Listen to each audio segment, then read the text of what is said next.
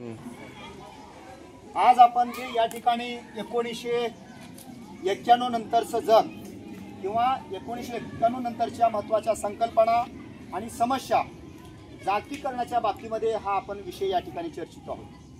जागतिकीकरणाचा अर्थच होतो की ग्लोबलायझेशन।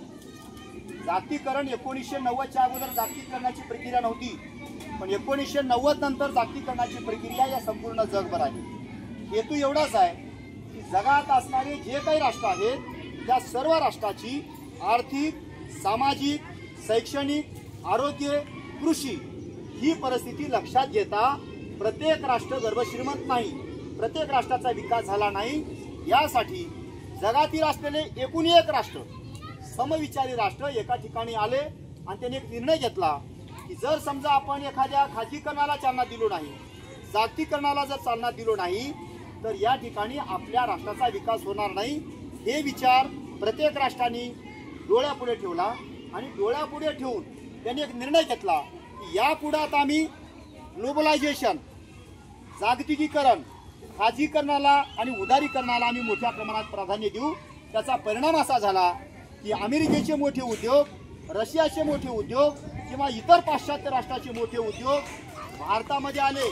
परिणामतः भारतामध्ये कारखाने उभे राहिल्यानंतर भारतामध्ये कच्चा माल लागणारा कच्चा माल भारताचा, त्यानंतर भारतात असणाऱ्या मोठ्या प्रमाणात विद्यार्थी मुलांना आणि संशोधकाला इथं काम मिळालं आणि त्याचा परिणाम असा झाला की भारताची उत्तरोत्तर प्रगती होण्यासाठी त्याला खूप मोठा चालना मिळाली।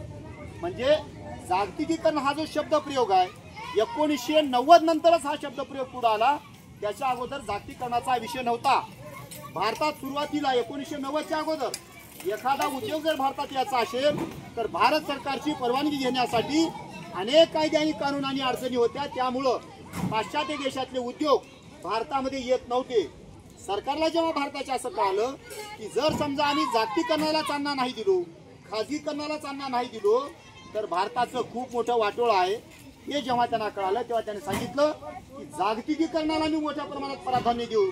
त्याचा परिणाम असा झाला की जागतिकीकरणामुळे भारतात असणारा टाटा, बिर्ला, धीरूभाई अंबानी सारखे मोठे उद्योग पाश्चात्य देशात इंग्लंडमध्ये गेले, रशियामध्ये गेले, अमेरिकेमध्ये गेले आणि अमेरिका, रशिया, इंग्लंडमधले मोठमोठाले उद्योग आज भारतात येऊन पाहत आहेत।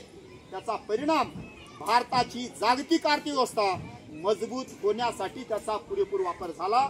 त्याच्यासाठी आपण जागतिकीकरण हा विषय चर्चेने अत्यंत गरजेचा आहे।